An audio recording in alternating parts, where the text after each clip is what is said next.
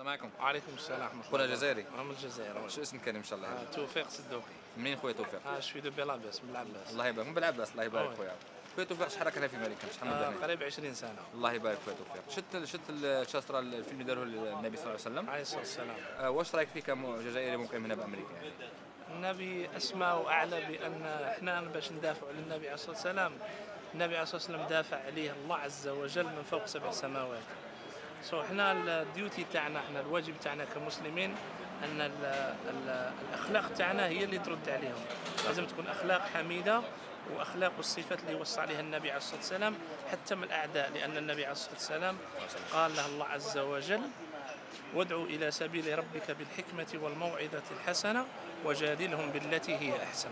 هذه حتى مع الكفار. صح. الكفار يوم ما ضربوا النبي عليه الصلاه والسلام في الطائف، إن الله عز وجل بعث له الملكين الجبال، قال: لا أمرني يا محمد لأطبقن عليهم الأخشبين. قال النبي عليه الصلاة والسلام: دعهم لعل الله يخرج من أصلابهم ذرية تعبد الله ولا تشرك به شيئا. لأن هذو ناس جهال ما يعرفوش قدر النبي عليه الصلاة والسلام كما نعرفه احنا. ما هو العمل احنا اللي نقوم به؟ أن احنا نرد عليهم بالخلق الحميد وبالدعوة إلى الله عز وجل على الطريقة اللي يدعى بها النبي عليه الصلاة والسلام، وهي المعاملة الحسنة. لأن هذو الناس جهال في الدين، يسموهم من ignorant، واحد اللي يكون ما يفهمش قدر حاجة ما يستطيعش يعطيها القيمة تاعها. وإحنا كمسلمين نعرفوا النبي عليه الصلاة والسلام، احنا فيه ناس أنهم ردوا على هذه الطريقة بطريقة بشعة، قتلوا الناس أبرياء. احنا ماناش هنا نخافوا منهم ولا احنا نخاف من الله عز وجل، ولكن لازم نعاملوا الناس، لأن السفراء أصلا في الإسلام لا يقتلون. صح سي هذو الرفلي تاعهم هما كمسلمين اللي داروا على هذه الطريقة هي طريقة غير صحيحة. أنك واحد دار، لأن الله عز وجل قال في القرآن: ولا تزر وازرة أخرى. واحد يدير ذنب وواحد آخر يخلص في بلاصته. صح. ما كايناش. كاينه أن حنايا لازم حنا نوريهم الصفة الحميدة تاعنا، وهي المعاملة الحسنة والدعوة إلى الله على الطريقة اللي دعا بها النبي عليه الصلاة والسلام. بارك الله فيك خويا توفيق.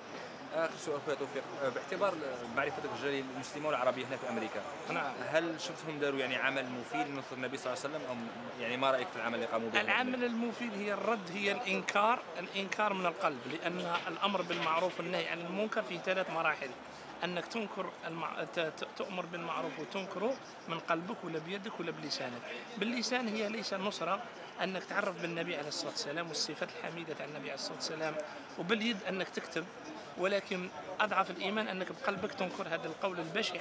ولكن النبي عليه الصلاة والسلام قريش قالوا فيه شاعر مجنون، وقالوا البعض في الله عز وجل، قالوا في الله عز وجل، قالوا على الله عز وجل، قالوا يد الله مغلولة، إن الله غني ونحن إن الله فقير ونحن الأغنياء. ولكن هذه أمور سارية على المفعول، هذه من يوم خلق الله عز وجل آدم إلى أن يرث الله عليها. قاع الحاجة الصحيحة الناس ما يبغوهاش، والحاجة الغلطة الناس يتبعوها.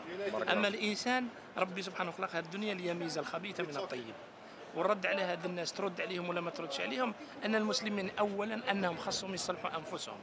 أول حاجة المسلمين هما اللي لازم يقوموا بالعمل تاعهم. حنا بدينا نشوفوا في الناس راهم يقولوا علينا، لأن حنا ما عطيناش القيمة الصحيحة للإسلام.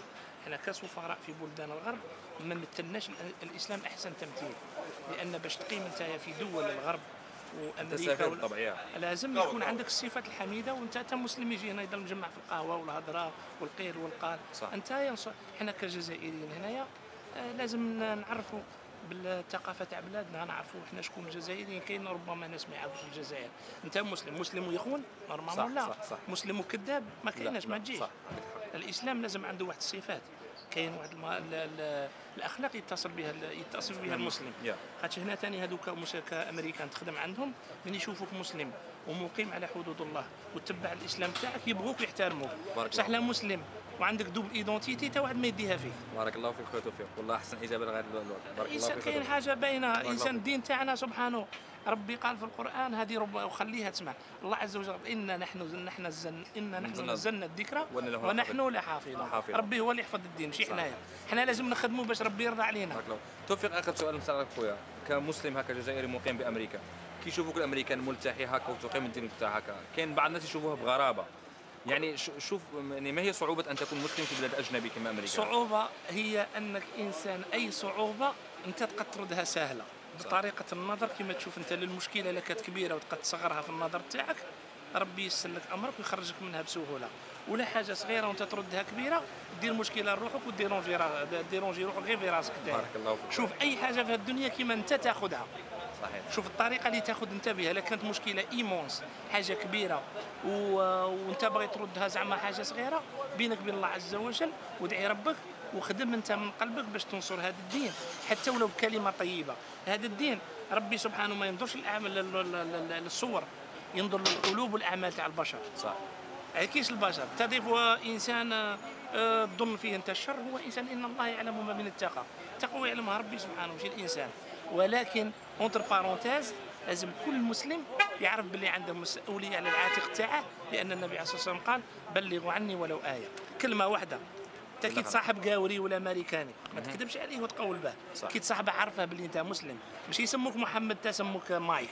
صح. ولا سموك داوود ولا سمني ديفيد، باغي تهرب من بعد هو كي يمرق بيك ويعرف باللي كذاب باغي يحتقرك حتى الدين تاعك. صح. بارك الله فيك. يعني هناك وكيما نقولوا احنا اخر الكلام ختامه مسك، ان خليهم يقولوا ما قالوا في النبي عليه الصلاه والسلام. النبي عليه الصلاه والسلام اعلى واسمى درجه من ان يقولوا فيما قالوا. ربي سبحانه يوم القيامه يعلم لان قليل منهم المؤمنون واكثرهم الفاسقون. بارك الله. وربي ان شاء الله يجعلنا من اهل الجنه. امين يا رب. وربي ان شاء الله يصلح بلادنا الجزائر باش نعاودوا نرجعوا ان شاء الله. امين يا رب. بارك الله الله يبارك فيك خويا. بارك الله فيك. ميرسي بك. هذه غادي نبدا بها ونكمل بها. بارك الله فيك.